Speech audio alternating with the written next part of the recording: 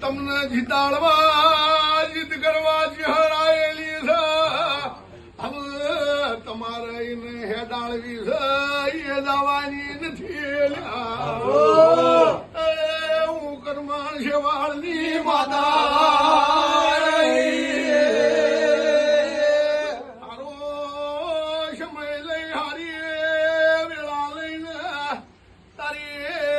બોલની રજા લઈ પૂછી કે એનું કર્યું.